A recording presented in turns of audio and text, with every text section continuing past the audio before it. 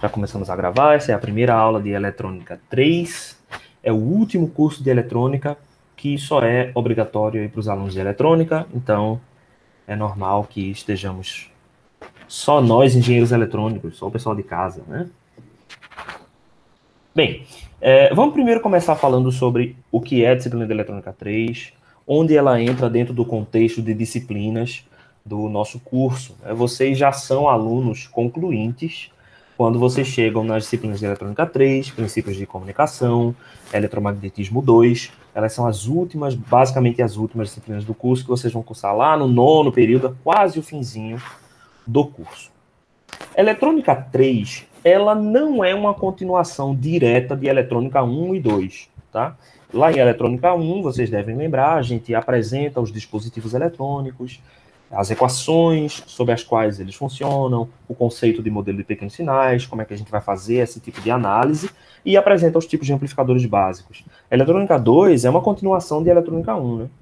Porque a gente começa a ver dispositivos mais difíceis. Então, a gente vê o amplificador cascode, o amplificador par diferencial, e vai construindo o amplificador operacional. Então, os estágios de saída, estuda a realimentação, e no final a gente constrói o amplificador operacional, né? É assim que a gente constrói a Eletrônica 2. Às vezes a ordem muda um pouquinho, mas a ideia é essa. A Eletrônica 3, ele tem uma vocação especial. A gente estuda os circuitos eletrônicos para comunicações. Então, vocês já devem estar familiarizados em outras disciplinas com o conceito de modulação. Então, quando a gente modula uma onda, o que quer dizer modular uma onda? A gente pega uma informação, uma forma de onda qualquer, S de t, e injeta esta função S de t numa portadora. Essa portadora vai ser uma onda senoidal, e a gente vai injetar essa informação em alguma característica da onda. Em geral, a gente vai controlar na característica da onda a amplitude, a frequência ou a fase, que geram as três modulações básicas. AM, modulação por amplitude, FM, modulação por frequência, e PM, modulação por fase. E a partir daí a gente tem as várias variações dessas modulações. Mas basicamente todas as modulações estão mudando esses três conteúdos: amplitude, frequência ou fase, ou uma combinação de amplitude e fase, ou amplitude e frequência, certo? Por exemplo, o PSK, por exemplo, que é o Phase Shifting Key, é o quê? É uma modulação digital de fase. O QPSK, modulação digital em amplitude e fase. Então, geralmente são modulações analógicas ou digitais que vão trabalhar aí com amplitude e fase. A disciplina de princípios de comunicação é uma disciplina irmã dessa disciplina aqui, que é oferecida pela professora Amanda nesse semestre, certo? Essas duas disciplinas trabalham juntamente por quê? Porque naquela disciplina está sendo discutida a comunicação do ponto de vista matemático. E nesta disciplina será discutida comunicação do ponto de vista de circuitos, tá? Então é como se fosse, lá vocês, quer dizer, como se fosse não, é exatamente assim. Lá vocês vão aprender as bases teórico-matemáticas e aqui nós vamos aprender as bases de circuitos. Dá para pagar a Eletrônica 3 sem pagar PECOM? Com toda certeza. Essa é uma disciplina fechada entre si. Agora, é melhor quando você paga as duas juntas, porque já dá para colocar lá na prática o que a gente vai usar aqui. Certo? Então, já falei aqui para vocês sobre como é que vai funcionar a nossa disciplina do ponto de vista de conteúdo, né? E como é que ela se encaixa. Então, deixa eu apresentar para vocês aqui. Vocês já devem ter entrado no SIGA-A. Eu não coloquei nada no SIGA-A por enquanto. Eu vou explicar para vocês por quê. Porque, na verdade, nós vamos discutir juntos o que é que vai entrar no SIGA-A, ok? Então, deixa eu só mostrar para vocês o que é que a gente tem até então de conteúdo. Então, o nosso conteúdo vai ser dividido, né, em duas partes. A primeira metade do curso, nós vamos estudar osciladores. Antigamente, a gente estudava ruído nessa disciplina, tá? Então, nós tínhamos um primeiro capítulo sobre ruído e condições de ruído em comunicações. Mas a gente retirou porque o curso é muito longo. Na verdade, o curso é muito curto, né? O tempo é muito curto. E aí a gente retirou essa informação de ruídos. Agora nós já entramos diretamente em osciladores. Então, a metade do nosso curso são de osciladores. Então, a gente começa com os osciladores eletrônicos baixos, depois os osciladores com limitação de shift de polarização e, por fim, os osciladores de relaxação. Isso termina a nossa primeira VA. Depois a gente entra com uma série de circuitos que nós vamos usar para construir os moduladores. Então, vocês vão ver lá na disciplina de princípios de comunicação que para construir moduladores a gente utiliza uma série de circuitos. Multiplicadores, misturadores, moduladores, certo?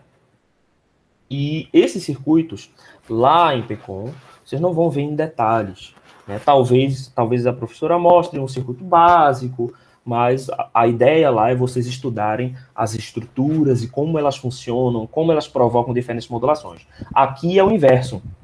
Eu não estou interessado em várias estruturas de sistemas. Eu estou interessado em vários circuitos diferentes. Vocês estão entendendo a diferença? Então, lá serão explorados, nos diagramas de bloco, os sistemas que a gente consegue criar com esses diagramas de bloco. Aqui a gente vai ter uma visão mais local, dentro do bloco. Como é que eu consigo criar um misturador? Como é que eu consigo criar um multiplicador? Pelo nome, você já sabe o que o multiplicador faz. Ele multiplica dois sinais. Mas como é que a gente usa um circuito para fazer a multiplicação de dois sinais? Então, a gente vai entrar nesses tipos de circuitos diferentes e as características do ponto de vista eletrônico. Ou seja, a gente vai entrar a nível de corrente, tensão, no tempo e na frequência, resposta em frequência, né? Lá é uma coisa mais em função do sistema, né, da função que você quer criar. Em seguida, os demoduladores, obviamente. Então, para os moduladores existirão sua contrapartida, né, os demoduladores, e os detetores, que são também circuitos importantes para a função de demodulação. Então, esses dois capítulos aqui são um conjuntinho, né? E, por fim, a gente vê o PLL. O PLL é a malha travada em fase, ou Phase Locked Loop, certo? Que é a tradução direta. PLL, ele não é um circuito, ele é uma malha de circuitos. Então, tem 3 elementos principais, pode ter também alguns elementos auxiliares, e com isso a gente consegue fazer com que esse circuito trave em malha. O que isso quer dizer? Trave em fase. O que isso quer dizer? A fase do circuito, ela é determinada pelo sinal de entrada. E aí a gente pode fazer diretamente a demodulação em fase e frequência, diretamente com PLL, e uma série de outros circuitos, como circuitos multiplicadores de frequência, isso é utilizado para geradores de alta frequência, e aí existem muitas aplicações para o PLL em circuitos de comunicação. Então, talvez um nome melhor para essa disciplina poderia ser eletrônica para comunicação. Tá? É um nome que talvez fosse mais adequado. Bem, vou falar para vocês da nossa literatura, o que é que nós vamos usar, tá? Então, vou apresentar para vocês. Deixa eu só trocar aqui, porque eu estou apresentando uma janela, que se eu apresentar a janela inteira, ele mostra todos os monitores. O livro que nós vamos usar é esse aqui. Ele está na nossa bibliografia complementar, certo? Esse livro não está na minha biblioteca, tá? É o livro do Pederson, que é Circuitos Integrados Analógicos para Comunicações. Tá? A segunda edição vocês conseguem encontrar aí, certo? Pela internet. Infelizmente eu não tenho como dar para vocês esse PDF aqui via CIGA, lógico, né? E ele também não está na minha biblioteca. Ok?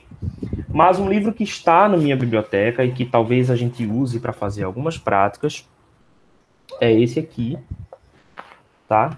Que é o Princípios de Telecomunicações. Eu acho que eu coloquei... na verdade, não coloquei essas informações de cigarro, então eu vou colocar essas informações de cigarro para vocês, tá? Esse livro aqui do Siqueira Campos, que é um excelente nome, tanto em telecomunicações, do ponto de vista de circuitos eletrônicos, quanto do ponto de vista de eletromagnetismo. Certo? E aí, esse livro, sim, está na minha biblioteca, então vocês não precisam aí procurar por outros meios, mas também esse livro eu acredito que a gente não encontra não em PDF por aí não, mas o Pederson a gente encontra com muita facilidade. Vamos dar uma olhada no sumário, né? Ele não é um livro de eletrônica básica. Note que a literatura tradicional em eletrônica se divide basicamente em 2 tipos: livros de eletrônica básica e livros de aplicações em eletrônica. Então, o CEDRA, por exemplo, O Cedra, o Horowitz, como era o nome daquele outro? Eu estou olhando para ele ali agora e não me lembro o nome dele. Razavi. O Razavi, correto. O Cedra, o Razavi e o Horowitz, que são os 3 grandes livros aí de eletrônica, são de eletrônica básica. Ou seja, na verdade, eletrônica básica não, porque não são livros de eletrônica básica. Existe ainda um livro de eletrônica básica, ainda menos, que entram menos na questão matemática da coisa. É mais um jeitão, que geralmente se usa nos cursos técnicos, tá? Que são aquele verdinho, esqueci o nome, que muita gente fala no Malvino. O livro do Malvino, por exemplo, é um livro bem básico que não entra nas coisas matemáticas. Já o Cedra, o Horowitz e o Razavi são livros mais profundos, mas o intuito desses livros é ensinar a eletrônica básica, ou seja, ele vai mostrar o que é o transistor, o que é o diodo, tipos diferentes de transistores e como que a gente constrói os circuitos básicos. Este livro aqui, o intuito dele não é entrar em eletrônica básica. O intuito é mostrar os circuitos. Né? Então, se a gente for olhar o sumário desse livro aqui, a gente vai ver que ele tem essa característica bem mais rápida, tá? Então, a gente já começa, por exemplo, no capítulo 1 com revisão e já revisa tudo de TBJ. Eu sugiro que, se vocês estão um pouco inseguros com relação aos assuntos que a gente vai falar aqui, vocês podem dar uma revisada nessa seção aqui, 1.4, tá? Que é o que é mais relevante para a gente, os modelos dos transistores, certo? Então, na seção 1.4 é tranquilo, dê uma lida na seção 1.4 se você estiver querendo dar uma relembrada também nessa situação. Aqui ele comenta um pouco sobre modulações de amplitude e o modulador superheteródino como revisão, mas não se preocupem, porque quando a gente chegar lá no assunto do superheteródino, a Amanda já vai ter lidado com isso na disciplina dela. Então, eu não vou precisar entrar com tanta profundidade, até porque não é muito o objetivo dessa disciplina. Então, eu vou entrar de maneira rasa, superficial, só o que for necessário para a gente entender o que a gente precisa fazer aqui, tá? Nessa disciplina. Já vai entrar direto no circuito, tá? E quem não estiver cursando PCOM junto dessa disciplina, vai ter algum material aí extra. Me cobrem isso quando a gente chegar nessa parte, porque aí eu coloco um material extra para vocês consultarem e a gente conseguir nivelar, certo? Então, esse capítulo 1 aqui é interessante para isso, e depois ele entra, né, nos assuntos que nós vimos lá na verdade, a gente não viu isso aqui, distorção, tudo isso a gente vai ignorar nessa nossa disciplina. Transformadores, e a gente vai entrar aqui no capítulo 10. Osciladores eletrônicos básicos, então vai ser o nosso primeiro tema, depois osciladores eletrônicos com controle de shift, osciladores de relaxação, aqui termina a nossa primeira VA, depois a gente entra com multiplicadores, misturadores, moduladores, demoduladores detetores, depois capítulo 15, PLL, e a gente conclui o nosso curso, tá? O assunto de distorção e ruído é extremamente importante. Ele não é um assunto irrelevante, né, para a eletrônica, mas das outras vezes que eu ofertei esse curso, eu vi que ele foi muito corrido. Então, dessa vez, eu estou me mantendo estritamente na ementa, certo? Porque o assunto de distorção e ruído não está na ementa, então eu tenho a possibilidade de retirar esses assuntos, tá?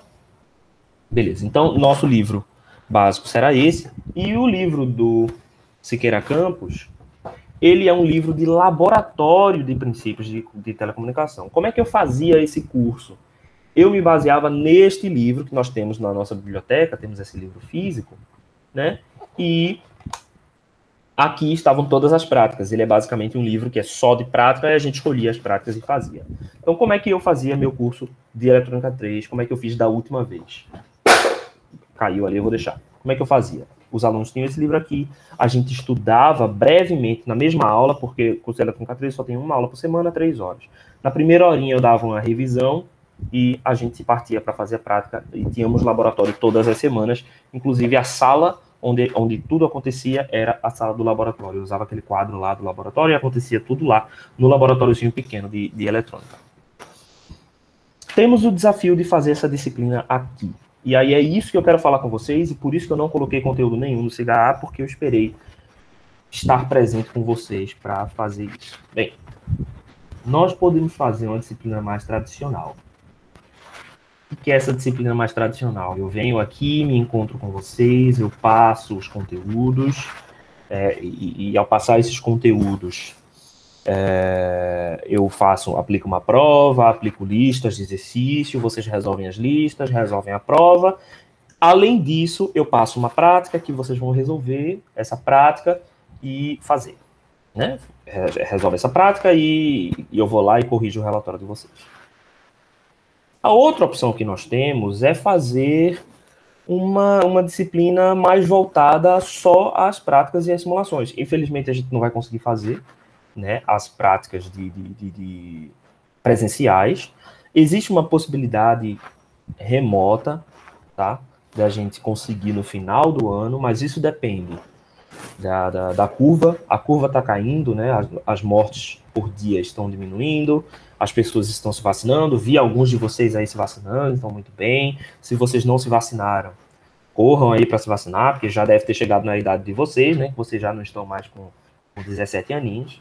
Então já está na idade de vocês vacinarem, vão lá e se vacinam.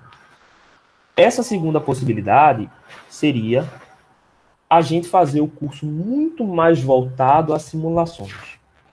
Ou seja, eu iria enxugar a teoria do curso, gravar videoaulas para vocês, mas essas videoaulas iam ser bem compactas, certo? Iam ser bem compactas, em que eu gravaria temas com 20, 30 minutos, no máximo 40, e ia colocar para vocês no começo da semana, tá? Colocar para vocês talvez resolverem uma questão teórica ou duas, certo? De um outro livro, que eu até depois eu mostro para vocês, que é o... Bem, esqueci agora o nome, mas eu tenho ele aqui, que é um livro de exercícios resolvidos para Eletrônica 3. Bem parecido com o que a gente está fazendo lá para Mag 2. Então, eu sugeriria esses exercícios, mas não como uma lista completa, ia ser uma coisa espalhada ao longo do curso, e a gente focar muito mais nas práticas, nas simulações. E não fazer prova. O que vocês acham disso? Seria tipo, foi em Eletrônica 2 as práticas? Isso. Seria como foi em Eletrônica 2, mas a gente não iria fazer a prova, porque eu acho que a prova, ela não é tão necessária aqui. Sabe? Sinceramente, professor, as práticas de Eletrônica 2 foi a melhor parte do curso. Eu também Porque acho. foi a parte que eu realmente mais aprendi, assim, sabe, não só sobre o assunto, mas também sobre como utilizar os programas e como fazer as simulações, por exemplo. Uhum. Uma outra coisa que eu ia comentar era do que o senhor comentou, né, de deixar aulas gravadas e tal.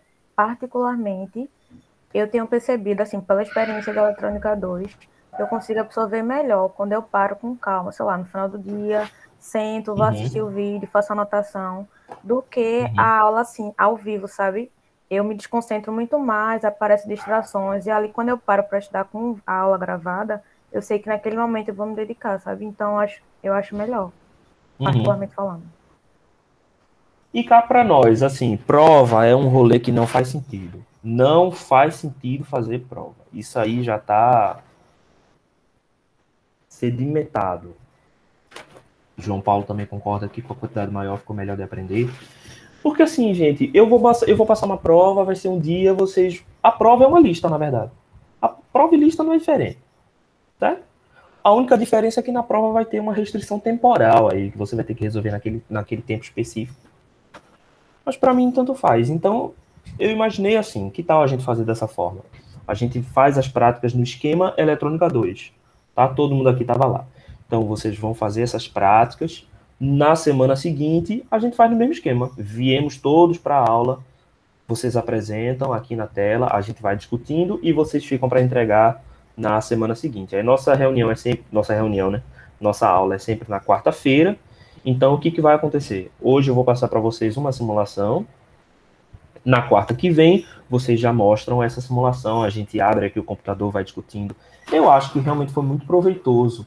E é engraçado porque esse formato não ia dar certo se a gente fosse fazer no presencial, né? Só funciona assim.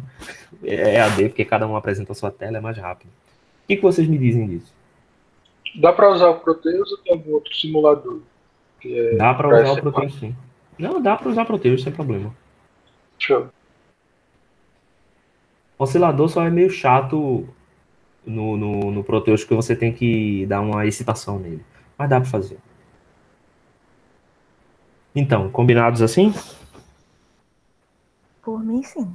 Por mim também. Beleza. Agora eu vou fazer uma outra pergunta para vocês. Eu tenho uma aula preparada para agora. Vocês preferem que eu faça essa aula agora ou vocês preferem que eu grave e coloque lá para vocês? Depende, pessoal. Vai levar 3 horas e meia também. Depende, eu já entendi. Não, ela não vai levar 3 horas e meia de jeito nenhum. Então, oxi, taca ali pau aí, dá na aula. Vamos embora. Beleza, então, alguém de vocês aí cria um grupo, tá? E eu boto o link aí no chat pra gente. Ok?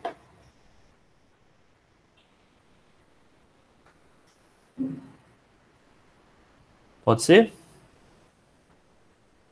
Diga aí quem vai fazer, porque senão, se mais de uma pessoa fizer, aí dá errado.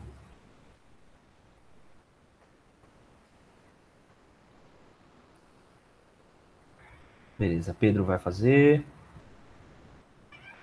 Então vamos lá.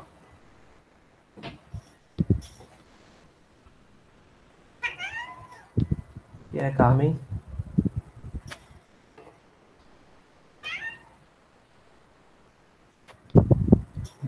Deixa eu ver o que ela quer aqui, rapidinho, pessoal. Só um instantinho.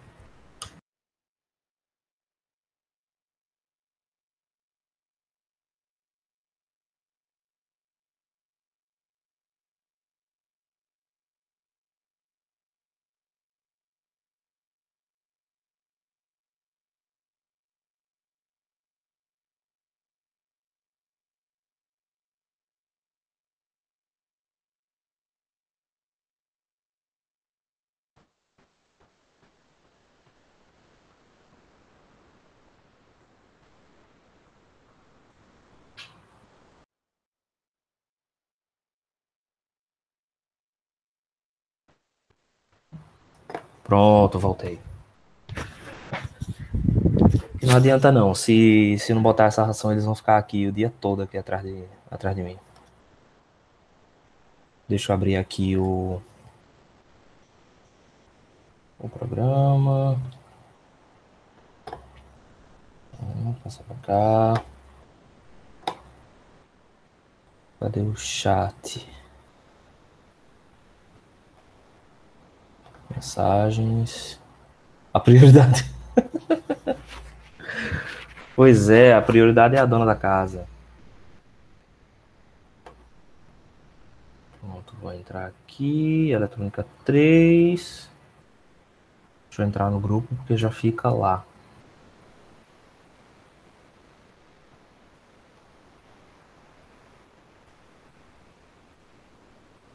E vou apresentar uma janela. Isso. Permitir. Qual outro software tu vai usar, Elias, além do Proteus? Só para ter uma noção. Qualquer simulador de circuitos eletrônicos deve funcionar bem para isso. Ok? Ah, não tem nenhum nome específico, não, né? Não tem nenhum software específico, não. Agora, tem que ser um software, né? Por alguma razão, o Falstad continua muito popular. Vocês devem conhecer, o Falstad é um circuito que simula as cargas, o movimento das cargas, né? E eu acho ele muito legal. Bem espartana a interface dele. Não, é porque ele não é um software de simulação eletrônica completo, né? Ele é um software que usa modelos matemáticos no SPICE. Tá? Aí ele é meio ruim, não dá para exportar bem. Ele é legal como uma ferramenta didática. De fato, dá para você aprender muita coisa. E nos osciladores de relaxação, a gente vai aprender, quer dizer, vai aprender não, né? A gente vai usar eu vou usar o Falstad só para mostrar como GIF, não como simulador, né? Para a gente ter uma ideia geral aí do movimento das correntes. Bem, então, vamos lá. Eletrônica 3. Vamos começar essa danada, que é a disciplina de despedida do curso de eletrônica. A última disciplina em que a gente vai estudar aí os circuitos eletrônicos. Então, a gente vai aprender os circuitos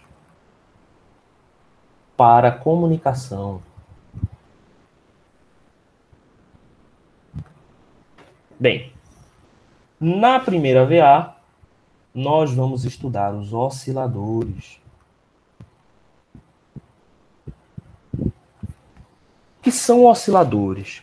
São circuitos que são capazes de transformar tensões CC, né, tensões de corrente contínua, tensões contínuas, em tensões alternadas, em tensões que variam com uma certa frequência ω0.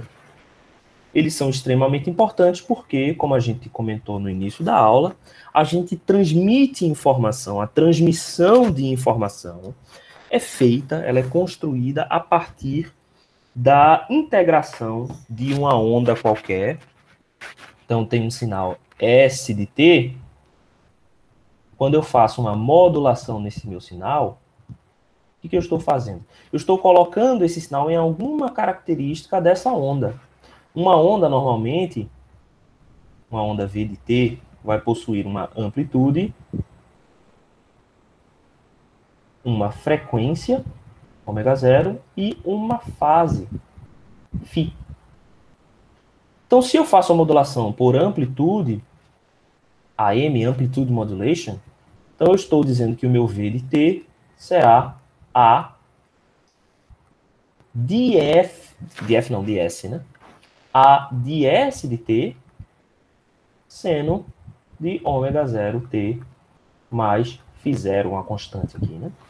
Se eu estou fazendo uma modulação em frequência, FM, eu estou dizendo que o meu V de T é igual a constante seno de ω0 de S de T, mal desenhado, deixa eu fazer de novo aqui, ω0, que é função de S de T, vezes T, mais uma fase constante. Se eu estou fazendo modulação PM, então eu estou dizendo que esse meu sinal V de T é igual a seno de ω0T mais uma fase, que agora não é mais uma constante, de S de T. Então, o primeiro passo para a modulação é gerar esta onda aqui. E essa onda a gente precisa controlar qual é a frequência que ela tem, né? Então, até agora em eletrônica, a gente sempre utiliza um gerador, um circuito, um equipamento eletrônico, né? Que é capaz de gerar um sinal com características desejadas. Então, vocês devem se lembrar que lá no gerador, o que a gente escolhe?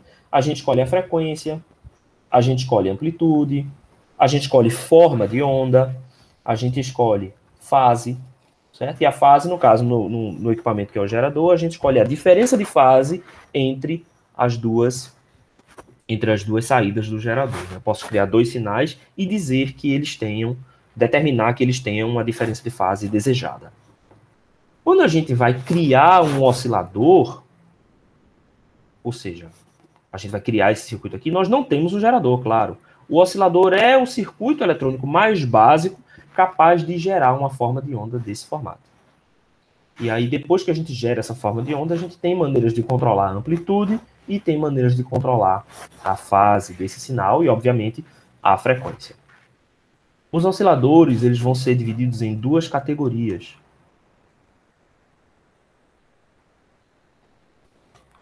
A gente tem os osciladores harmônicos e os osciladores de relaxação.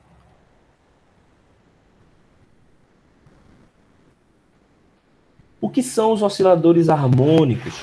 Os osciladores harmônicos são aqueles que derivam a sua resposta, a sua frequência, a partir de funções de segundo grau. Então, os osciladores harmônicos serão todos aqueles em que a gente gera uma função S ao quadrado mais ω0 ao quadrado igual a 0. Qualquer circuito que tenha essa equação característica, quando é realimentado, será um oscilador harmônico. De onde vai vir essas funções S aqui? De elementos armazenadores de energia. Então, a gente vai ter que ter elementos armazenadores de energia, que serão capacitores e ou indutores. 2, no mínimo, porque a gente precisa ter uma característica quadrática. Por que essa característica quadrática é interessante? Porque as soluções dessas equações são senos e cossenos. Se a gente tem de primeiro grau aqui, as soluções das equações diferenciais de primeira ordem são exponenciais. Então, a gente não gera oscilação, a gente só gera decaimento. Então, para circuitos que possuem um único capacitor ou um único indutor, a gente só consegue gerar funções de carga e descarga. Mas quando a gente coloca dois elementos, a gente consegue criar soluções que oscilem. Então, essa é a nossa solução para criar osciladores harmônicos. Já os osciladores de relaxação, eles são baseados na troca de estado de algum comparador. Então, no oscilador de relaxação, o que a gente tem? A gente tem um circuito comparador e algum circuito CC que carrega um elemento armazenador de energia. Pode ser um capacitor, por exemplo, ou pode ser também um indutor, mas na maioria das vezes a gente usa capacitor, porque os capacitores são muito mais fáceis de fabricar, muito mais fáceis de controlar. E aí a gente vai ter um elemento armazenador de energia. O que acontece? No estado 1, a gente começa a carregar esse capacitor. Quando esse capacitor ultrapassa um certo nível de referência, o comparador aciona algum circuito chaveador. Na verdade, esse meu diagrama aqui não está muito bom. Deixa eu colocar aqui, ó. Eu tenho um elemento chaveador. E o meu sinal aqui, o meu sinal CC. Então, eu tenho aqui VCC, entra nesse sinal chaveador e carrega o meu capacitor. Esse capacitor aqui vai passar por um comparador, certo? Com uma referência. E esse comparador, por sua vez, controla a chave.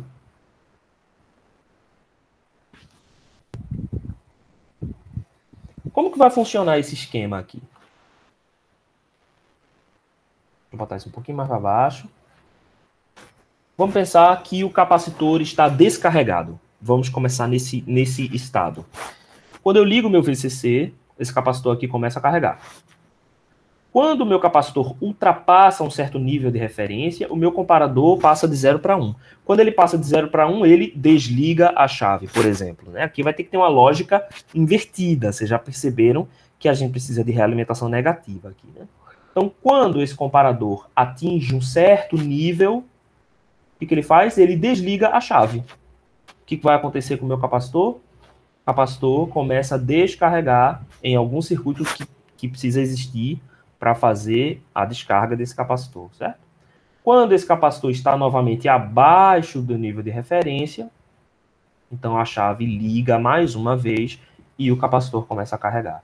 Então o que a gente vai verificar é, se a gente verifica a tensão no capacitor,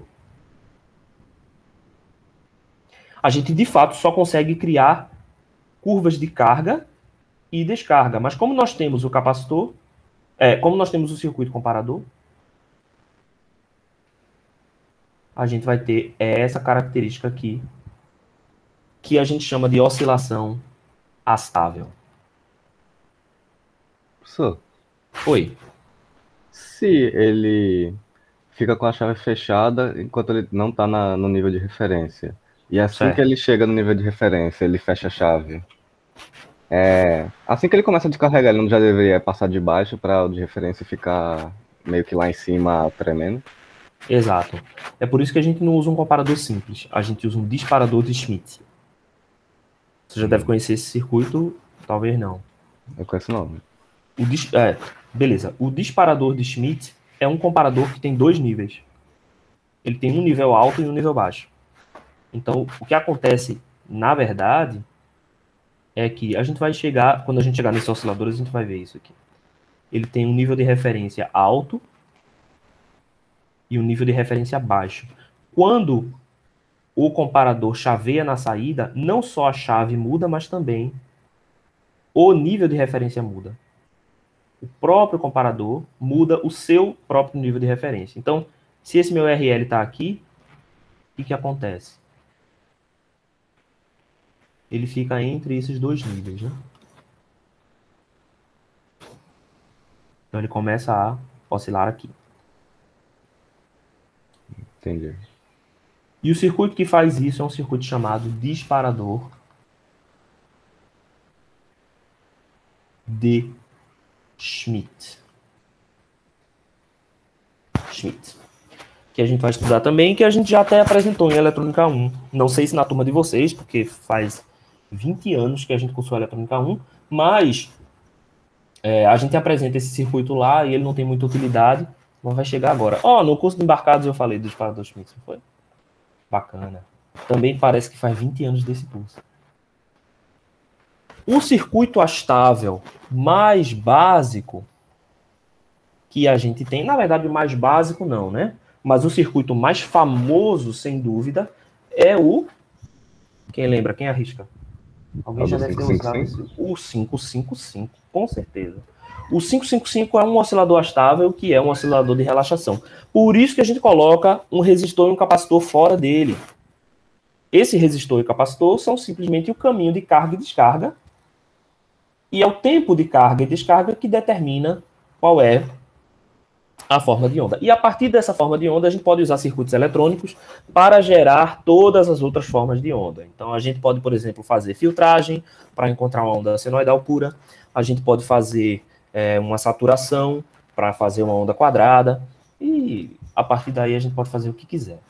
E, naturalmente, a onda é bem triangular. Ela não é uma onda triangular perfeita, mas ela é uma onda triangular bem parecida. Então, a gente consegue aí fazer a dente de serra, fazer a triangular, fazer a onda quadrada, dá para fazer essas variações facilmente utilizando a eletrônica digital e com um pouquinho de eletrônica analógica também. Isso já é uma aplicação da mistura dos dois.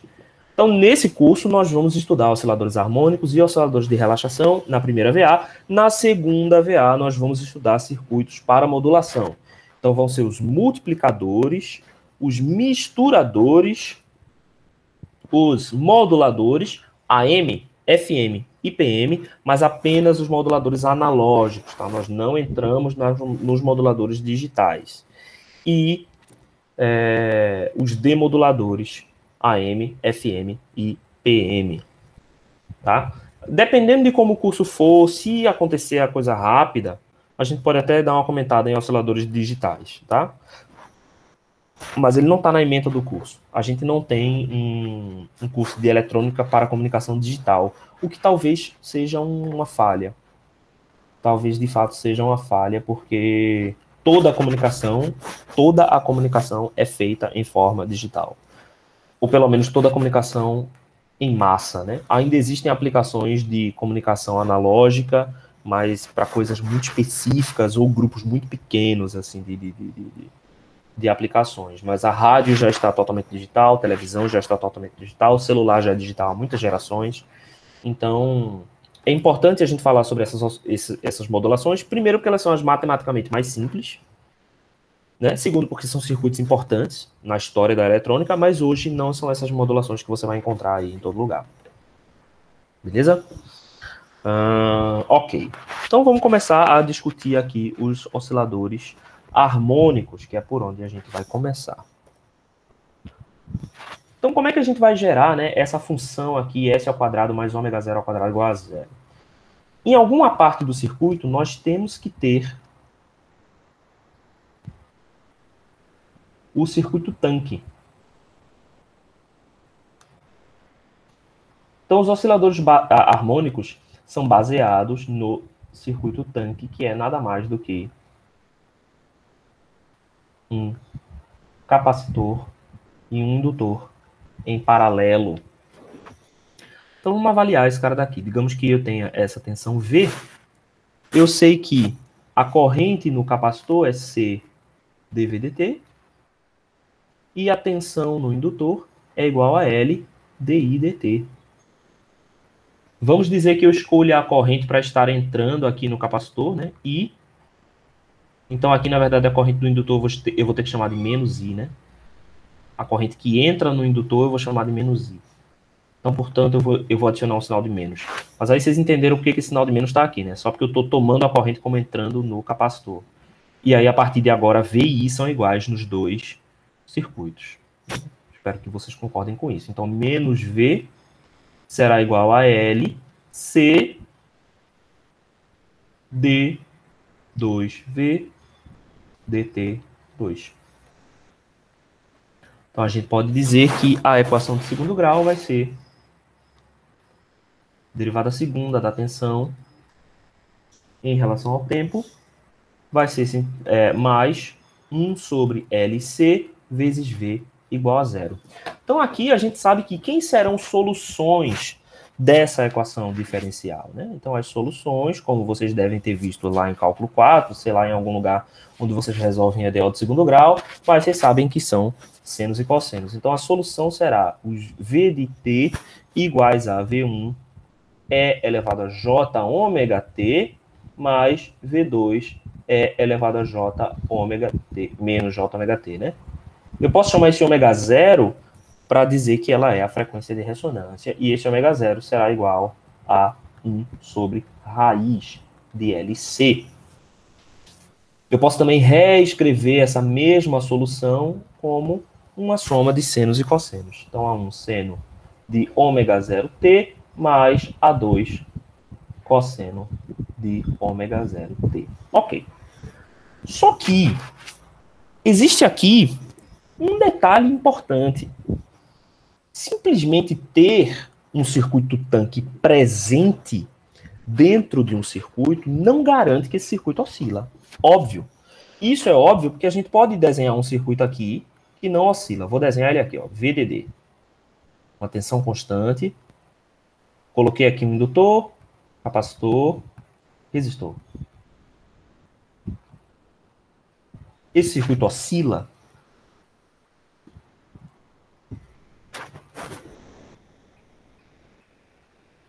Foi uma pergunta. Não, porque o indutor vai ser um fio, no caso aí, o capacitor vai estar aberto. Exatamente. Esse circuito aqui não oscila. Então é preciso que exista alguma coisa que faça esse circuito oscilar. E o que vai fazer esse circuito oscilar é a realimentação.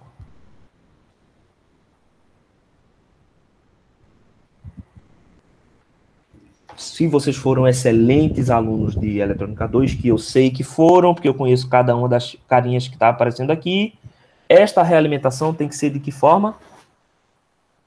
Positivo. Positiva. Antes da gente colocar a coisa matemática, a forma da gente entender que a realimentação positiva é capaz, sim, de gerar oscilação, o melhor exemplo que eu tenho para isso, até alguém aparecer com outro exemplo, se alguém aparecer com outro exemplo, eu vou ficar muito maravilhado que eu vou poder dar 2 exemplos. Vai aumentar em 100% minha quantidade de exemplos para a realimentação positiva. É você empurrando seu sobrinho no balanço. Você tem que empurrar o pirralha no balanço em fase. Ou seja, quando o menino está avançando no balanço, você empurra ele na mesma direção. Quando ele volta, você não empurra. Quando você balança ele, isso gera uma oscilação. Se você empurra ele sempre na mesma frequência, ou seja, no mesmo ritmo, e na mesma fase, o que eu quero dizer com a mesma fase? No mesmo momento em que a criança está avançando, você empurra ele para frente. Aí a oscilação permanece. Vocês não devem ter tentado fazer isso, mas se você tentar empurrar o menino quando o menino vem de encontro a você, ou seja, mesmo que você mantenha o mesmo ritmo, se você mantém a fase contrária, isso tende a fazer a criança parar. Uma outra coisa que vocês podem tentar também, que eu não sei se vocês já tentaram, é o seguinte: empurrar as pernas para frente quando você estiver sozinho no balanço. Aí, no caso, é você estar em cima do balanço, você empurra a perna para frente, o balanço vai para frente. Você puxa a perna para trás, o balanço vai para trás. Isso gera oscilação. Todo mundo já deve ter se balançado dessa forma. Uma coisa que nem todo mundo tenta é fazer essa mesma coisa com 180 graus de diferença de fase. Ou seja, quando você vai para frente, você recolhe as pernas. Quando você vai para trás, você estica as pernas. Se você fizer isso, o balanço para de balançar. Eu prometo a você. Não sei se alguém já tentou. Alguém já tentou fazer isso? Eu não tentei, professor, mas nesse exemplo aí, a fase é a direção da força? Isso. A fase é a direção da força. Ninguém tentou. Se vocês estiverem num balanço, lembrem do seu velho professor de Eletrônica 3. Certo? Tá bem. Procura-se um balanço agora.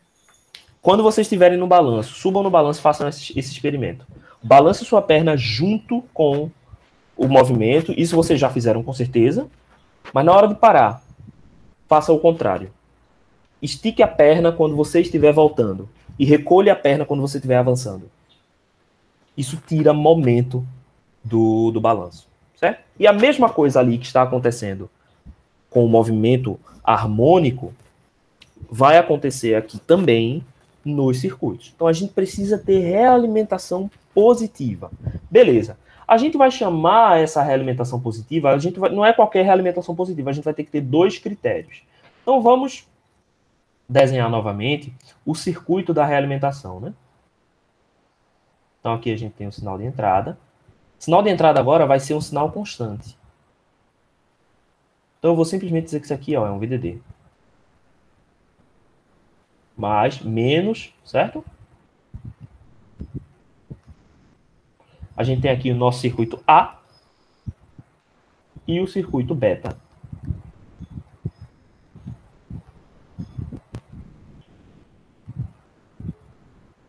O que a gente dizia anteriormente que era o critério de estabilidade? O critério de estabilidade, a gente dizia que em beta, a fase deve ser sempre menor que 180 graus, não era isso? Por que a gente dizia isso? Para que a gente não tenha a fase no laço sendo 360, já que a gente multiplica por menos 1 aqui. Então agora, se a gente quer que oscile na frequência de operação,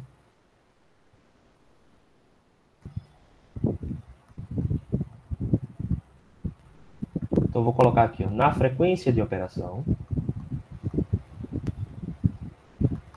a fase do laço, então A beta, a fase desse laço aqui tem que ser igual a 360 graus. Ou múltiplos de 360 graus, tá? Se eu tenho 360 graus ou múltiplos, essa frequência vai oscilar dentro desse laço. Aqui, esse A beta, eu estou incluindo o sinal de menos. Então, vou até colocar ele aqui. A minha fase em menos A beta tem que ser igual a 360, ou múltiplo, vou deixar assim, 360 graus. Vou botar um número 1 aqui. E o 2, o meu ganho em A beta é igual a 1. Por que é importante que o ganho seja igual a 1? Se o meu ganho é igual a 1, a minha oscilação se mantém constante. Se o meu ganho A beta é maior do que 1, a minha oscilação aumenta no tempo. Então, para A beta, módulo de A beta maior do que 1, o que acontece é a minha oscilação vai aumentando, aumentando, aumentando, até que ela atinge um nível de saturação. E aí ela fica parada no nível de saturação. Se o meu A beta é menor do que 1, eu tenho uma oscilação que decai com o tempo. Ela decai com o tempo até desaparecer. Então eu preciso que meu A beta seja igual a 1. Isso no oscilador ideal. Então eu vou botar aqui um asterisco. Num oscilador real,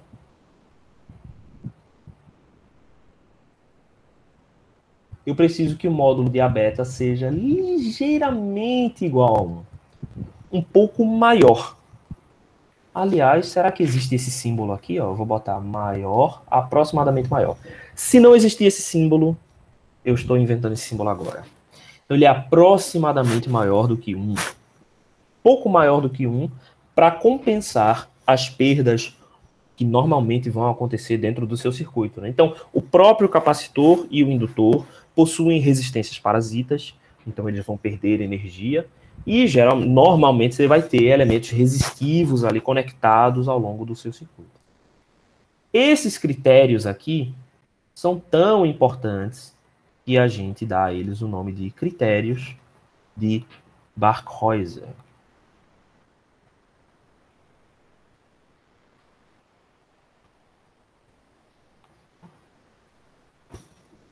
Ou critério de Barkhauser. Eu acho que é Barkhauser, porque não tem a trema.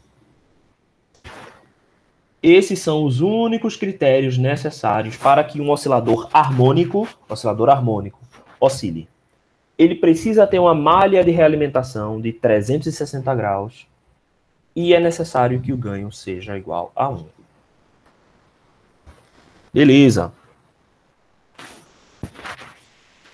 Então vamos partir aqui da nossa equação característica. Vamos retomar a nossa equação característica aqui.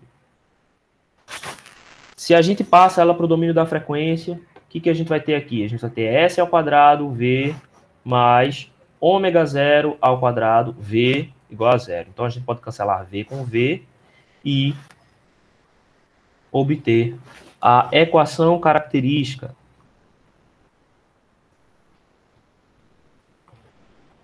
A equação característica do oscilador harmônico.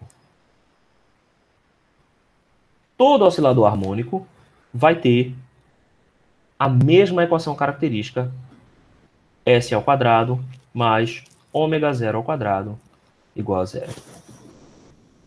Como é que a gente determina, então, a frequência de oscilação de um circuito, qualquer que seja esse circuito?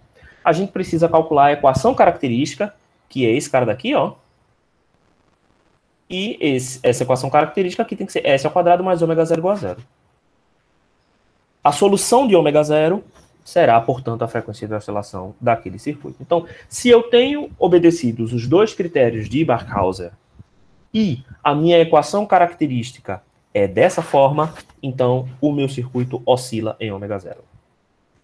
As soluções, né, desta equação aqui são S1 e S2. As soluções dessa equação característica são mais e menos J ômega 0. Portanto, se a gente coloca essas soluções no nosso plano complexo, né, fazendo aqui o lugar das raízes, a gente vai obter duas raízes sobre o eixo em J ômega 0 e menos J ômega 0. Ou seja, a gente pode dizer que aqui é o imaginário e aqui é o real do lugar das raízes. Quando a gente tem polos nessa região, meu circuito ele é estável. Quando a gente tem polos nessa região, ele é instável. Estável. Estável à esquerda do plano, instável à direita do plano. Quando a gente tem polos exatamente sobre a reta imaginária, é aí onde a gente tem a oscilação. Se o meu circuito tem perdas, eu vou adicionar um termo aqui no meio, né? Então, se eu tenho um circuito com perdas, a minha equação característica eu posso modelar da seguinte forma, dizer que ele é S ao quadrado mais 2α S mais ômega 0 ao quadrado. Por que eu escolhi 2α, né? Não escolhi só, sei lá, alfa S aqui? Porque quando eu coloco 2α, a minha solução, né, quando eu faço Bhaskara, vai ter um sobre 2 embaixo, né? Aí ele cancela com esse aqui. Então fica mais fácil de escrever e desenhar. Então minhas soluções nesse caso, S1 e S2, vão ser iguais a menos alfa, mais e menos J raiz de ômega 0 ao quadrado menos alfa ao quadrado. Então é mais fácil a gente desenhar assim. Nós podemos aproximar. Em geral, as perdas são pequenas, né? Por quê? Por que as perdas são pequenas? Porque o nosso critério aqui é ligeiramente maior que 1, né? Se ele for muito distante, o meu circuito não oscila. Então, esse alfa tem que ser um valor muito pequeno para que ele esteja suficientemente próximo dessa reta. Eu posso aproximar isso de menos alfa mais e menos J ômega 0. Então, o nosso plano do lugar das raízes agora vai conter opa, não assim.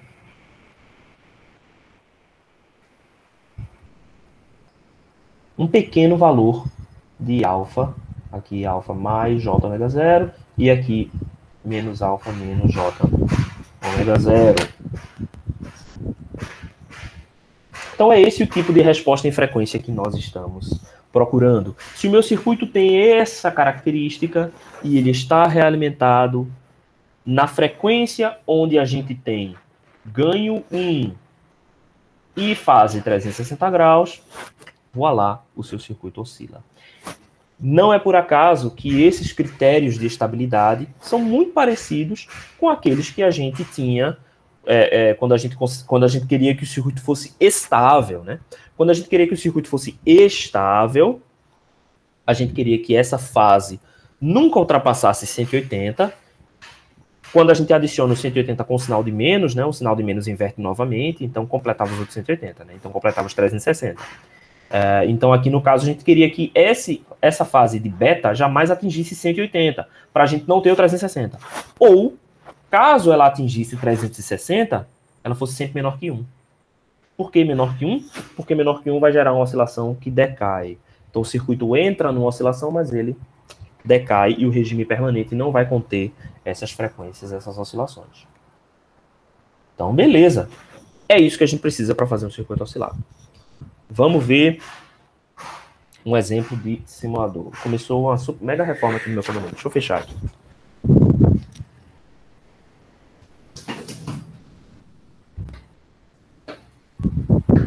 Pronto. Ficou claro isso? Pô, professor. Ficou, pessoal. Beleza. Então, vamos continuar. A forma mais simples de a gente criar um oscilador, o oscilador mais básico, é o oscilador com um diodo túnel.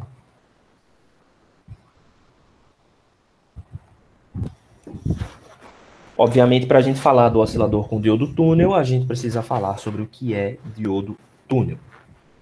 Para falar sobre o que é diodo túnel, a gente precisa relembrar do que é um diodo tradicional. Então, vamos relembrar aqui rapidamente o que é o diodo tradicional. Então, no diodo tradicional, o que a gente tem? A gente tem uma junção PN, certo? Eu não desenho isso aqui da forma mais inteligente. Como é mais fácil assim, ó. Aí aqui fica bem divididinho. Deu errado também, né? A vida é assim. Então, beleza. Eu vou fazer o meu diodo, que é uma junção PN.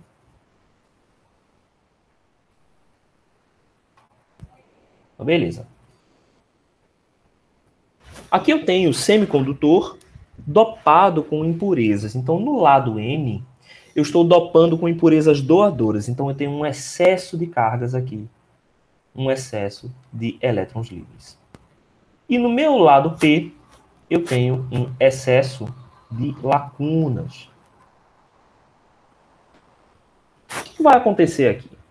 No centro, esses elétrons e essas lacunas vão começar a recombinar. E isso vai criar uma região de depressão. Dentro dessa região de depressão, quando eu retiro as lacunas, ou melhor, eu preencho as lacunas com elétrons, né? O que sobra aqui são íons negativos. Porque esses íons receberam um elétron que veio do lado N. A mesma coisa vai acontecer do lado N. No lado N, os meus átomos estão perdendo elétrons. Isso vai fazer com que sobre uma quantidade aqui de íons. Esses íons são imóveis, não são cargas livres. Eles são imóveis porque eles são átomos, não são elétrons e nem lacunas, são átomos. Então eles estão presos à estrutura molecular do seu cristal de semicondutor, né? O cristal de silício, germânio, o que for, arseneto de galho, o que seja. Isso vai resultar em uma barreira de potencial no campo elétrico, né? Beleza. Deixa eu colocar aqui junção PN tradicional. Vou colocar assim. Tradicional. Então, beleza. Como é que eu faço para conseguir conduzir nesse dispositivo? Eu preciso colocar uma diferença de potencial grande, né? Então, eu preciso colocar aqui um potencial E esse potencial, quando se soma, né, ao campo elétrico, vai reduzir essa região de depressão até que a gente tenha energia suficiente para fazer com que esses elétrons comecem a se movimentar. Então a gente pode representar isso aqui em função das energias dos níveis P e nível N. Então aqui no tipo P a gente tem em cada átomo a energia da camada de valência e a energia livre. Então vamos dizer aqui que eu estou representando esse meu diodo através das suas energias. Okay? Então, no meu lado P, eu tenho a minha energia de condução. Essa aqui é a energia média de um átomo livre, de um elétron livre aqui, né? E a minha energia de valência. Essa é a energia de um elétron que está capturado dentro de um átomo. No meu lado N, eu também vou ter essas mesmas duas energias. A energia de condução e a energia de valência. O que acontece na região de depleção é que essa energia vai diminuindo aqui, né? E a gente tem uma situação como essa. Quando o meu dispositivo está em equilíbrio, a minha energia de Fermi, meu nível de Fermi, F, é igual dos dois lados. O nível de Fermi é o nível de energia hipotético que tem 50% de probabilidade de estar preenchido por um átomo.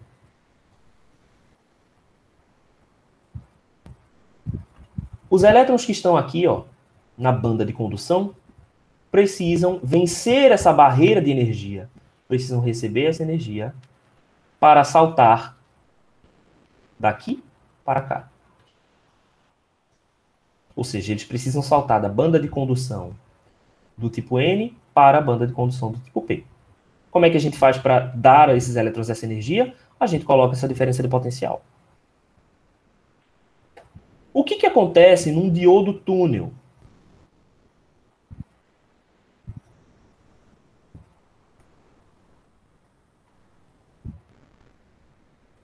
Num diodo túnel,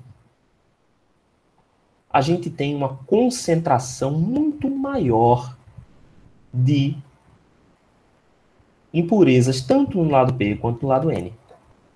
Então, se aqui era P e N, aqui a gente tem P+, e N+. A concentração é bem maior. Em torno de 3 ordens de grandeza a mais. Quando a minha concentração é maior, o meu comprimento da região de depleção é muito menor. Então, a minha região de depleção ela torna-se muito mais estreita. Então, aqui estão as minhas lacunas. Aqui estão os meus elétrons. E a minha região de depleção é muito mais estreita por conta disso.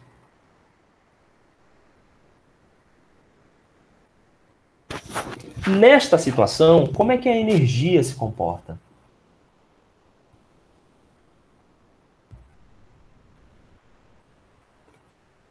Nessa situação,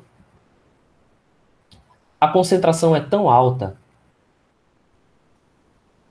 Não era isso que eu queria fazer, mas foi isso que aconteceu. A concentração é tão alta que o nível de valência do tipo P torna-se aproximadamente igual ao nível de condução do tipo N.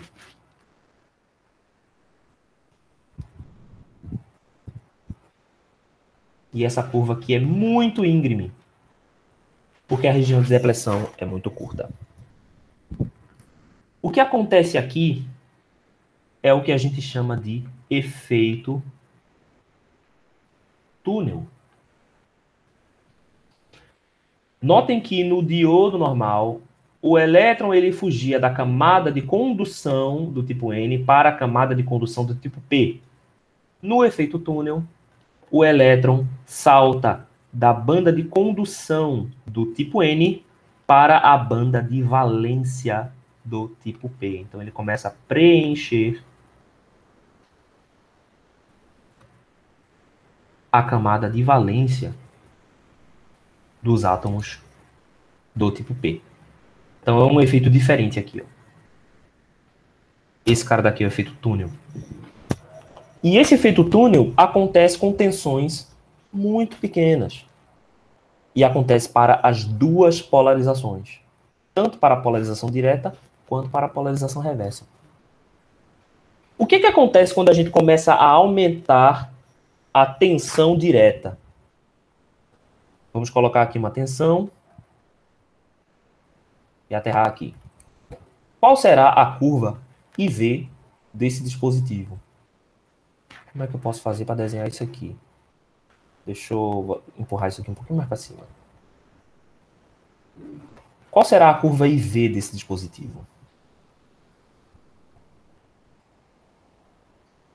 Eu vou fazer aqui o desenho. Beleza.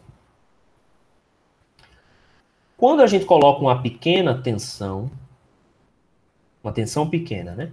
O que começa a acontecer é o efeito túnel. E a corrente começa a crescer com uma intensidade muito grande. Só que, quando a gente vai aumentando, esse nível aqui de condução vai se distanciando do nível de valência. Por quê? Porque essa curva vai começar a subir. Quando a gente aumenta a tensão elétrica, a energia aqui no lado negativo começa a subir. Quando ela começa a subir, a gente deixa de ter o efeito túnel. O efeito túnel começa a decair.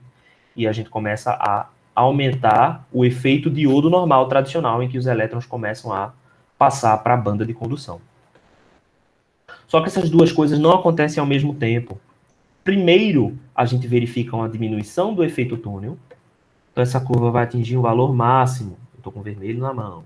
Ela vai atingir um valor máximo e o efeito túnel começa a decair. Eu devia ter desenhado em duas cores, né? Eu podia ter feito isso e não fiz. Depois de um certo tempo, o efeito do diodo começa a surgir. A curva do diodo ela seria mais ou menos assim, né? Correto? Então, depois de um certo tempo, essa curva começa a seguir a corrente do diodo.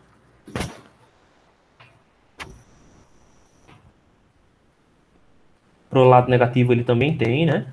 E estabiliza em 0, depois acontece aqui a ruptura do diodo, lá na frente. Deixa eu até colocar aqui, acontece a ruptura lá embaixo. Vejam que coisa interessante, né? O diodo túnel, ele tem um trecho de resistência negativa.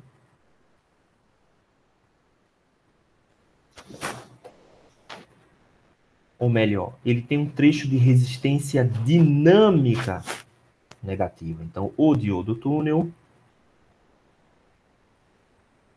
possui trecho de resistência dinâmica negativa. A resistência dinâmica é aquilo que a gente chama de resistência em pequenos sinais, ou seja, o ponto quiescente. Então, essa resistência dinâmica aqui, que é a derivada parcial da tensão em relação à corrente, é menor que zero em um trecho dela. Então, eu consigo fazer realimentação negativa simplesmente colocando o diodo como se fosse um resistor. E, obviamente, polarizando ele nessa região. Todo mundo entendeu mais ou menos como é que o diodo túnel funciona?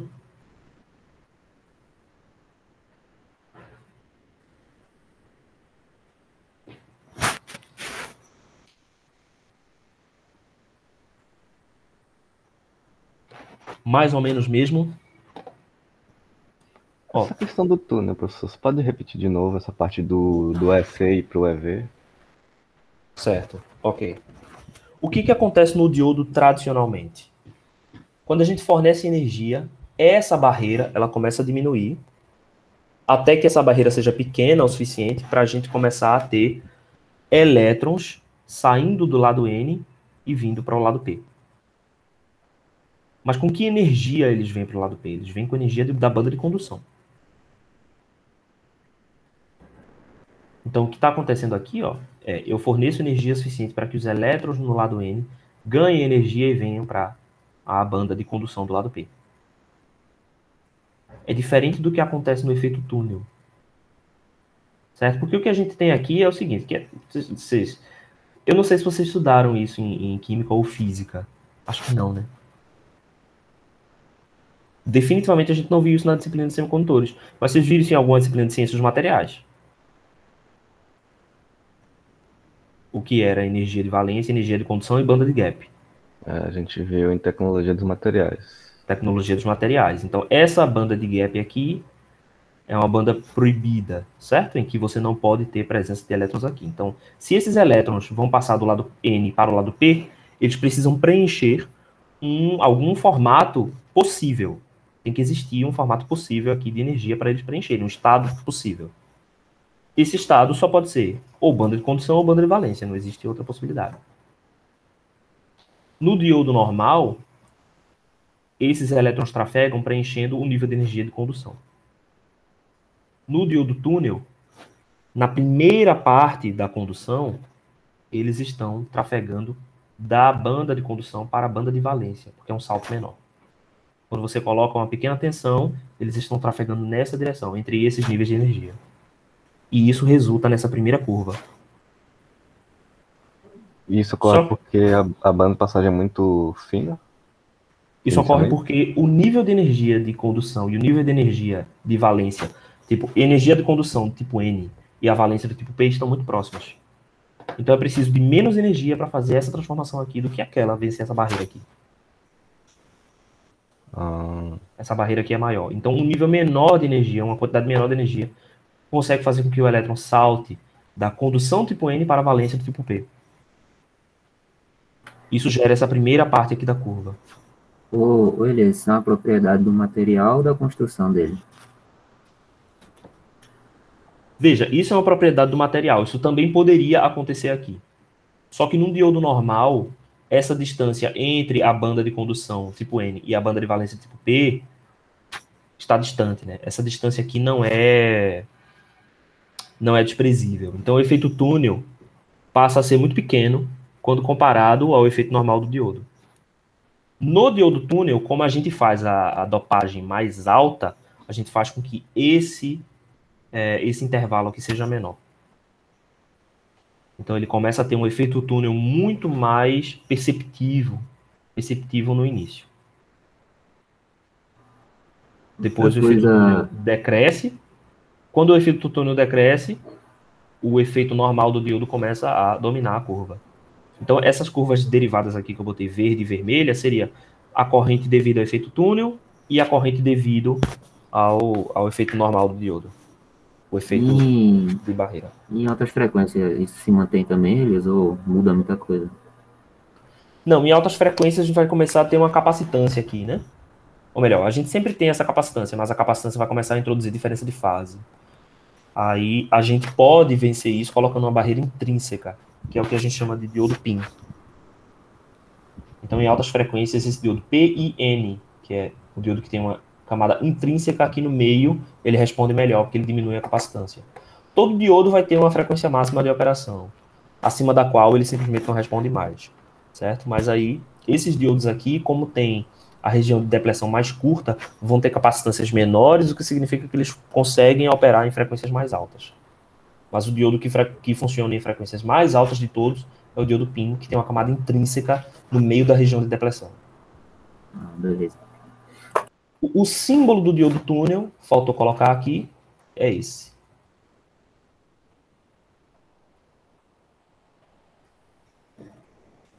Beleza? No caso, professor, esses elétrons da região tipo N, que foram para a camada de valência na região tipo P, por meio do efeito túnel, eles são mais difíceis de serem movidos porque tem uma camada de valência agora, e não mais na banda de condução. Sim. Aí por causa disso que com menos tensão eu consigo mais corrente, né? Porque meio que os elétrons pulam por cima dele porque já está cheio, preenchido, né? Exatamente. Entendi. Beleza. Qual vai ser o circuito que a gente vai usar para fazer o oscilador, né? Que é o tema onde a gente quer chegar. Mas sem conhecer o diodo túnel não dava para fazer. Então, o oscilador vai ser o seguinte. Eu vou ter a minha fonte de alimentação, VDD, e vou alimentar um circuito tanque. É óbvio que o meu circuito tanque vai ser um RLC, não é isso? Só que eu não posso alimentar ele assim, porque se eu alimento ele dessa forma, simplesmente meu V0 é igual a VCC o tempo todo. Eu vou alimentar por um dos pontos e eu vou escolher o indutor para fazer essa alimentação. Então, está aqui o meu indutor, L. Vou representar uma condutância aqui que representa as perdas em L e em C, e também a resistência de saída de qualquer circuito de polarização que eu precisar colocar nesse circuito específico. Tenho o meu capacitor C, e vou colocar aqui o meu diodo túnel, e aqui vai ser a minha saída VO. Isso aqui já funciona como um oscilador. Cadê a realimentação negativa? A própria existência do diodo túnel já garante a realimentação negativa se ele estiver polarizado na sua região de resistência negativa, né? Por quê? Porque quando aumenta a tensão no diodo, o que seria o normal, né? Aumentou a tensão, aumenta a corrente. Nessa faixa específica, quando você aumenta a tensão, a corrente diminui. Então, se a corrente diminui, eu estou injetando... Imagina aqui, vamos observar essa realimentação negativa, tá? Vamos colocar uma tensão V aqui e observar a corrente no diodo e a corrente nessa condutância aqui, por exemplo. Mas você pode imaginar essa corrente aqui no bloco capacitor e condutância, tá? Mas vamos imaginar essa corrente aqui. I2 e 1. Vamos imaginar que por alguma razão V aumente. Então vamos dizer que V aumentou. O que vai acontecer com essa corrente I1? A corrente I1 vai diminuir, né? Quando a corrente I1 diminui,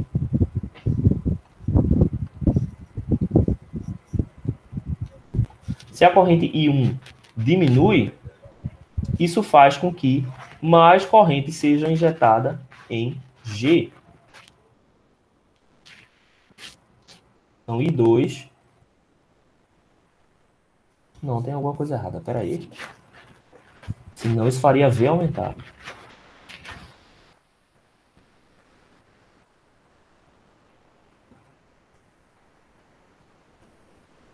Na minha cabeça tinha funcionado direitinho essa realimentação negativa.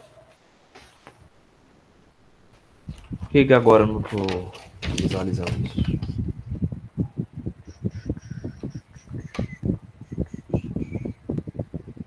Bem, eu vou tentar lembrar e aí eu falo para vocês. Tá? Mas a realimentação negativa está acontecendo por conta desse diodo. Por alguma razão eu não cheguei nessa mesma conclusão. Bem, vamos em frente, vamos encontrar aqui a equação, tá? Então, eu vou dizer que a minha característica do diodo é uma função matemática. Eu vou dizer que essa característica é F1, função 1 de V. Certo? Uma função de V. Então, eu vou dizer que eu tenho uma tensão V de T, né? Aqui nesse ponto. E vou dizer que eu tenho uma corrente I de T sobre o meu diodo. Eu posso expressar essas tensões, né, em função da minha soma de pequenos sinais e ponto quiescente. Então, meu V de T, eu vou dizer que é quem? Uma tensão CC. Note que a tensão CC aqui, em regime, vai ser o próprio VDD, né? Porque o meu indutor, ele vai tender a zero, a sua impedância vai tender a zero, então o meu ponto quiescente aqui é o próprio VDD. Mais uma tensão em pequenos sinais, que eu vou chamar de V'. Então, vou botar aqui, ó, ponto quiescente e pequenos sinais. Já a minha corrente I de T vai ser uma certa corrente no ponto quiescente, mais uma corrente pequenos sinais que eu vou chamar de I'. Se eu tenho essa função F1 de V, eu posso aproximar essa corrente aqui seria quem? F1 de V, né? Desse V aqui. Seria igual a F1 da polarização mais F1 de I'. Beleza.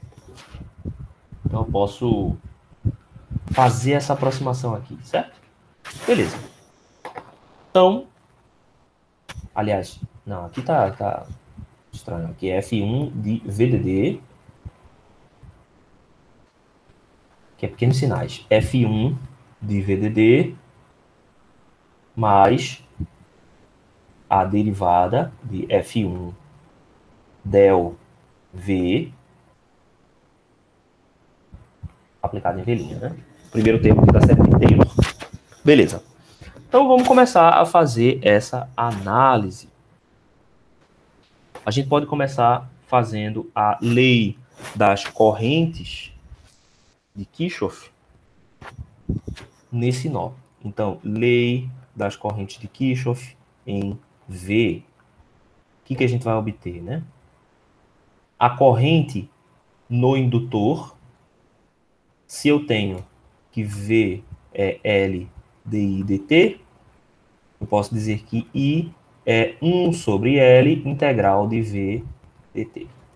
Então, eu vou dizer que 1 sobre L integral dessa tensão, quem é a tensão sobre o indutor, né? VDD menos V.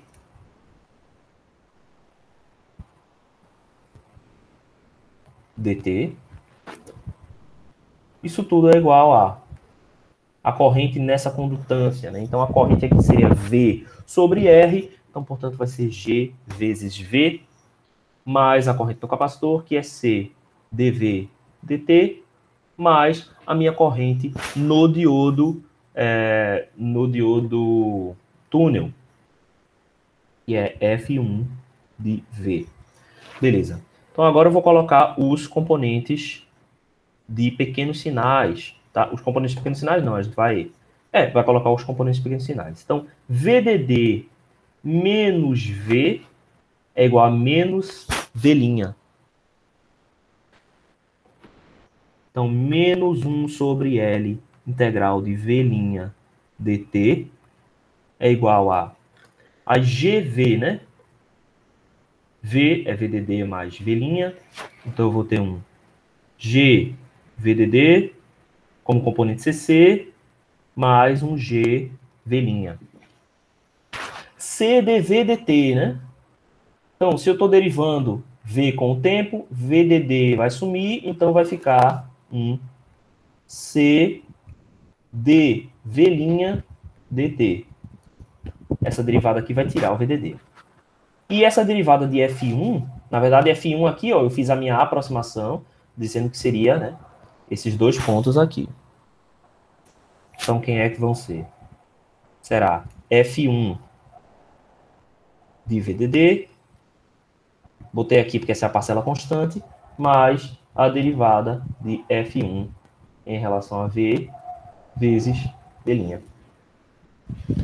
A gente tem essa derivada aqui, né? Quem é essa derivada? Se a gente observa lá na minha curva, essa é a derivada no ponto quiescente. Então, quando é que eu posso dar um zoom aqui? Deu zoom. Aqui, ó.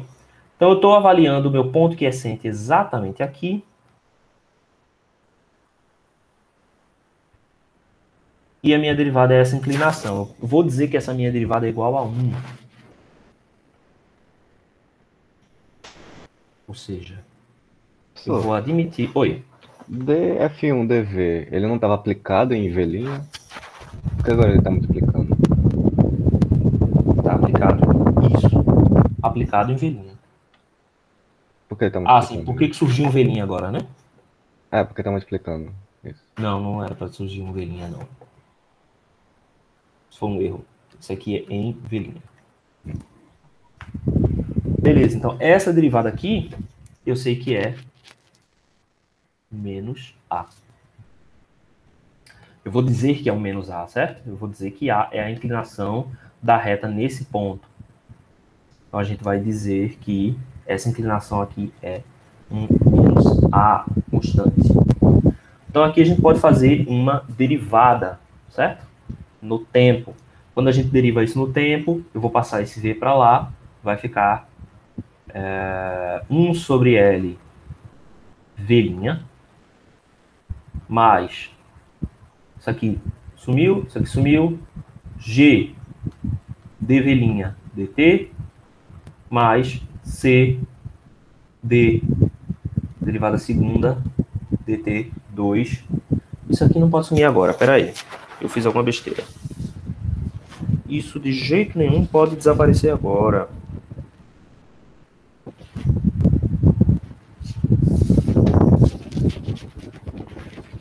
Não, curioso. Na consideração ali anterior, ele chamou isso aqui não da derivada, ele chamou isso aqui da função normal. Para essa derivada aparecer com relação ao tempo. Ele chamou isso aqui de F1 de V'. Eu não concordo com isso. Porque F1 de V' é a função no centro, quando V' é pequeno.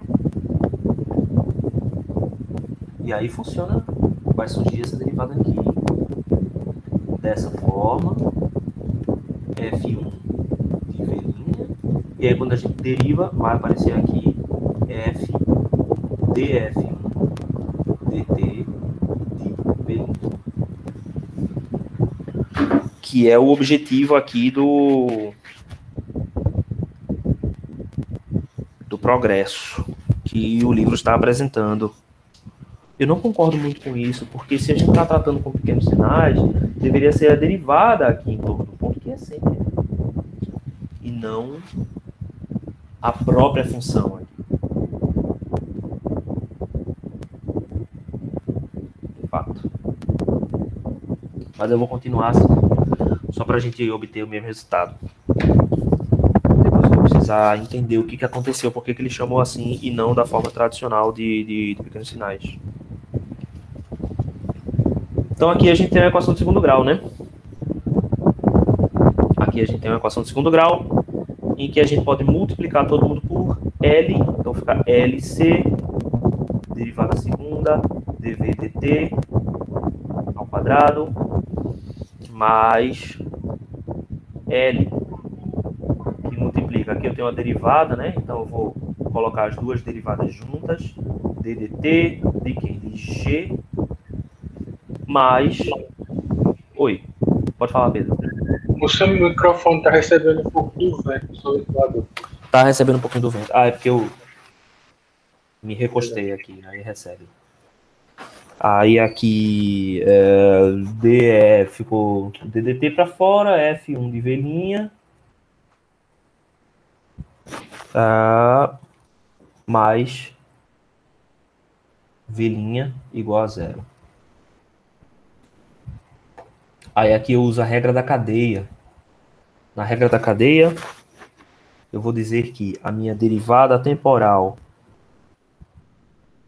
dF1 dt vai ser igual a dF1 dV, aí aqui vai aparecer o ganho, vezes dV dt. E o meu dV dt é dV' dt, né, por conta dessa relação aqui. Então aqui ó, seria o dV maiúsculo dt, e essa equação aqui é menos A, porque esse cara daqui é uma constante, e uma constante negativa, vezes dV' dt. Então eu substituo isso aqui.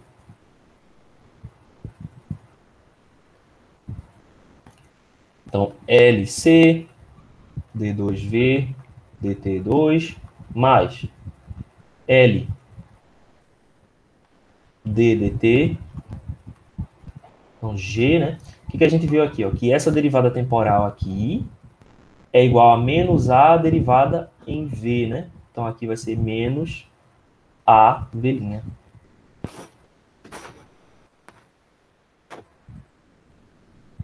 Não, estou esquecendo alguma coisa. Tem um V aqui, ó. Perdão, gente. compliquei aqui um pouco. GV' e aqui GV', agora foi. Mais V' igual a 0. Ok.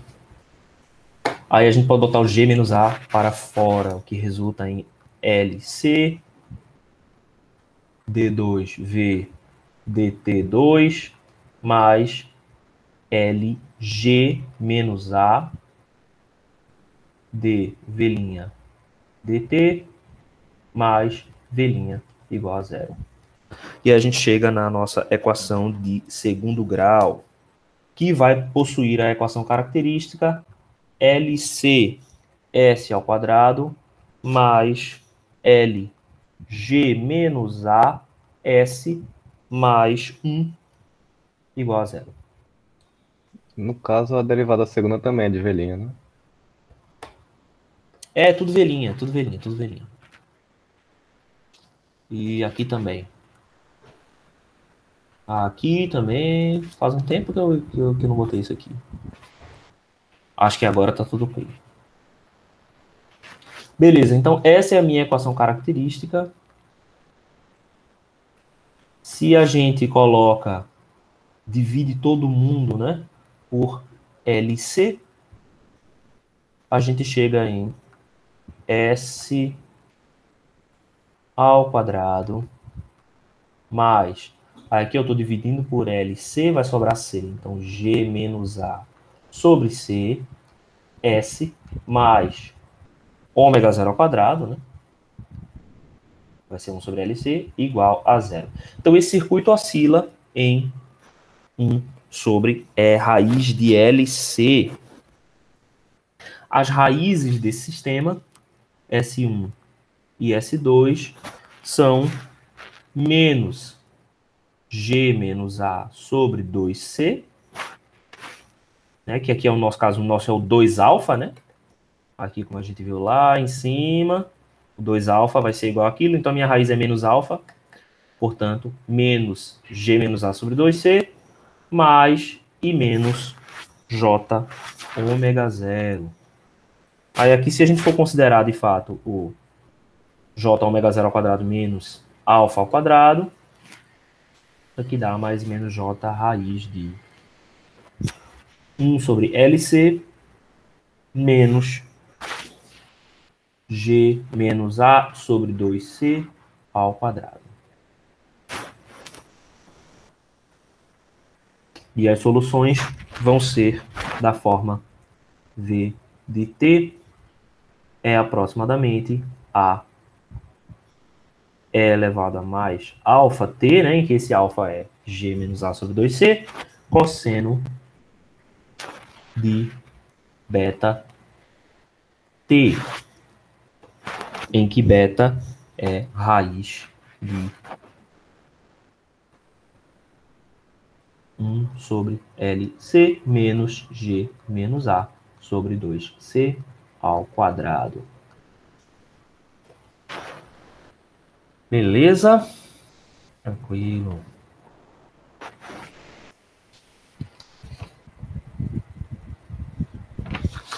Ok. Bem, gente, o que é que eu quero que vocês façam para a semana que vem?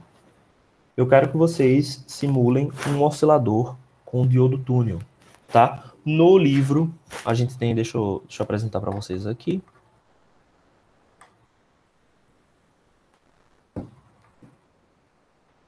Para a apresentação.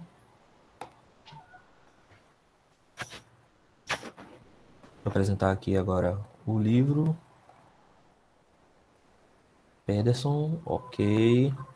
Só, Oi. tem algum modelo comercial de diodo túnel que é mais comum? Tipo o diodo normal, o N4148? Tem. Eu não sei agora, não vou saber agora de qual. Mas diodo túnel tem modelo comercial, sim. Acho que uma pesquisa rapidinha no Google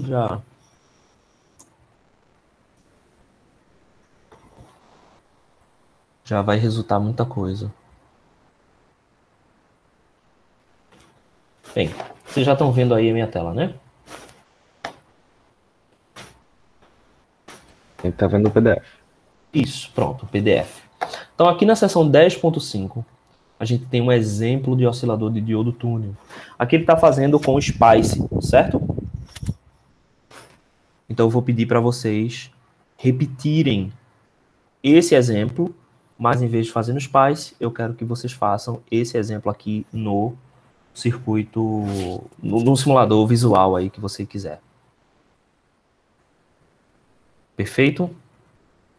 Então, eu quero que vocês criem esse oscilador.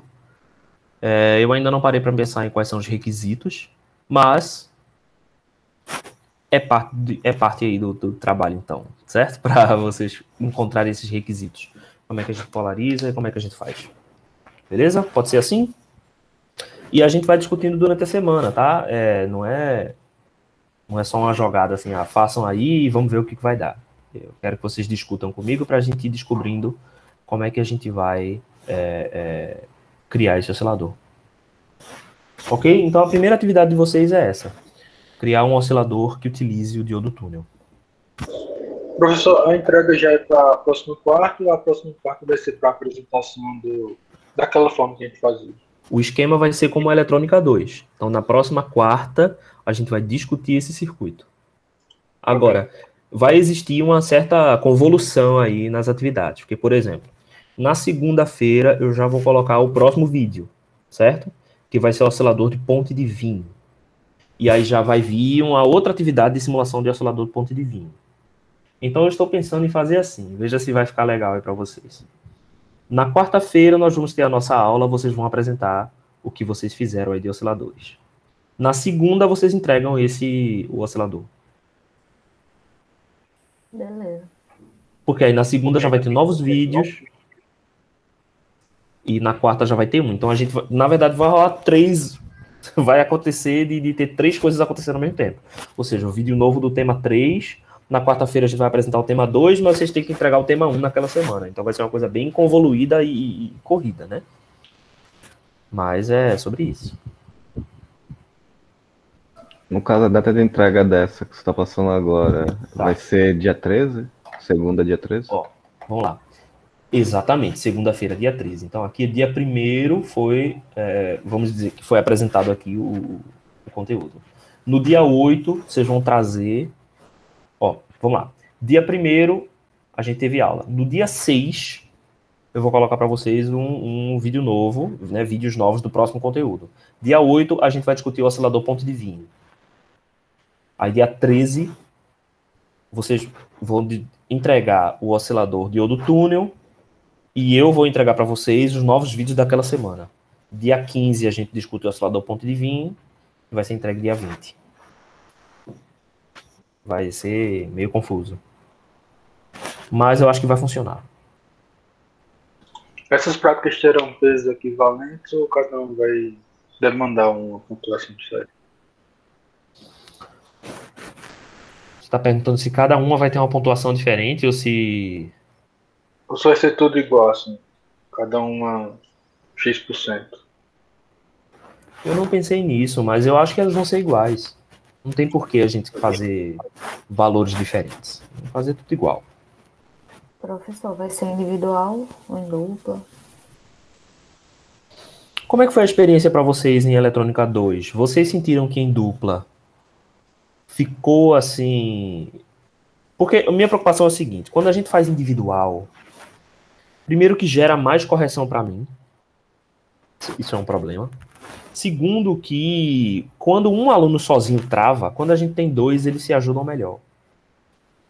Certo? Então tem esse aspecto. Mas eu não gostaria que fosse trio, porque trio sempre fica um que não vai fazer. Então eu gostaria que fosse pelo menos, no máximo, dupla. Como é que vocês sentiram, assim? Vocês têm vontade de fazer 2 o choro de vida, Roma? Um enxuga as lágrimas do outro. Também prefiro em dupla, professor. Eu acho que dupla vai ser mais adequado, porque é o suficiente para que vocês consigam discutir juntos, mas sem ser um grupo grande, de modo a se perder. E sempre tem aquela... Eu sei que os alunos fazem divisão do tipo, eu vou fazer a simulação e tu faz o relatório. Tem esse tipo de coisa, né, que ajuda. quando a gente se atola. Mas a gente faz colega isso, ajuda. mas o que fez a simulação explica depois o que fez para o Não, lógico. relatório. Até porque quando quem fez a simulação não explica para a pessoa que vai fazer o relatório, é um Relatório não dá certo. desastre. Fica um desastre o relatório, né? Nesses casos, eu acho que tem dado bem. O que eu realmente não gosto é quando, por exemplo, às vezes acontecia no presencial de um aluno fazer o pré-lab e o outro aluno fazer o relatório. Aí isso era meio problemático, porque o aluno que ia fazer o relatório chegava na prática sem saber o que ia fazer. Então, em vez de a gente ter duas pessoas se ajudando, a gente tinha uma pessoa tentando fazer e a outra tentando aprender ali. Aí atrapalhava. E na hora de fazer o relatório, quem é que ia fazer o relatório? A pessoa que não estava sabendo nada na hora do experimento. Então, isso era meio complicado. Mas eu acho que em Eletrônica 2 nós não tivemos problema com isso. Assim. Todos os relatórios foram muito bons. Assim. Eu fiquei muito satisfeito com a disciplina. E eu espero que a gente consiga replicar isso. Para mim, se isso for possível, eu vou ficar muito satisfeito, muito feliz. Aí é isso. Beleza. Tá? Então, nós vamos fazer assim, dessa forma, certo? Essa semana eu não vou colocar nenhuma questão para vocês, porque a coisa começou já na metade, mas na semana que vem, segunda-feira, eu vou colocar todos os vídeos, vou colocar o problema que a gente tem que simular e vou colocar uma questão ou duas para a gente resolver e entregar no final de semana, certo? Que isso vai compondo a nossa nota e só que as nossas práticas vão valer mais. Eu acho que eu vou botar 60-40. 60, não. Eu vou botar 70-30. 70 as simulações, 30 essas questõezinhas. Certo? Porque as questõezinhas eu coloco a presença nas questõezinhas. Só pra gente fazer uma coisa pequenininha. Vai ser Ok? tudo no cigarro, professor? Vai ser tudo no cigarro. Não vou usar o Classroom porque o Classroom estava dando tudo o dobro do trabalho para fazer. Eu tinha que fazer 2 vezes tudo. E na hora de calcular a nota eu tinha que fazer. Então vou ficar fazer tudo no cigarro. Certo? Nós não vamos fazer Classroom.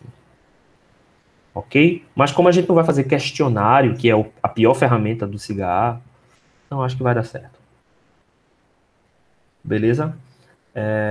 Eu vou elaborar para vocês e eu vou colocar hoje ou amanhã de manhã um roteiro dessa prática, certo? Só para não ficar assim solto, façam um oscilador, certo? Eu vou colocar um roteiro hoje ou amanhã de manhã, eu coloco para vocês saberem alguns pontos que vocês precisam seguir para fazer o oscilador. Beleza, pessoal? Beleza, professor. Vão acontecer algumas práticas Beleza. bestas, porque tem circuito que simplesmente funciona. Tem circuito que simplesmente você coloca e ele dá certo. Não tem como evitar isso e a gente vai ter que fazer circuitos também. Como alguns filtros que eram besteirinha para fazer lá em Eletrônica 2. E algumas coisas vão ser mais difíceis. Aí a gente vai ter que ver. Certo? Porque, por exemplo, esse circuito aqui, uma coisa que a gente não viu, foi omitida nesse circuito, foi a polarização, certo? Tem que rolar a polarização desse diodo aí. Como é que vocês vão fazer essa polarização? Isso é importante. Tá? E é isso que a gente vai discutir na próxima aula. Só que eu não preciso estar discutindo polarização e acoplamento com vocês, porque a gente já estudou 25 disciplinas com isso. Então, vocês é que vão me mostrar as soluções. São as mesmas, tá? Polarização em corrente, polarização em tensão. Vocês vão escolher as mesmas coisas que a gente fazia em Eletrônica 1 e Eletrônica 2. Recuperar agora... as práticas das outras cadeiras. E aí já é ótimo porque acaba firmando o uso dessas ferramentas, certo? Aí nesse caso aqui, polarização por tensão vai ser melhor, certo? Você polariza ele por tensão no ponto quiescente. Beleza? Minha gente, muito obrigado pela aula, obrigado pela presença de vocês e qualquer dúvida vocês podem colocar lá no grupo, tá bom? Mais alguma dúvida, mais alguma pergunta? Acho que Valeu, não, professor. Até a próxima. Beleza, então, gente. Obrigado e até a próxima. Até a Até a próxima. próxima, professor. Então, professor. Beleza. Até mais.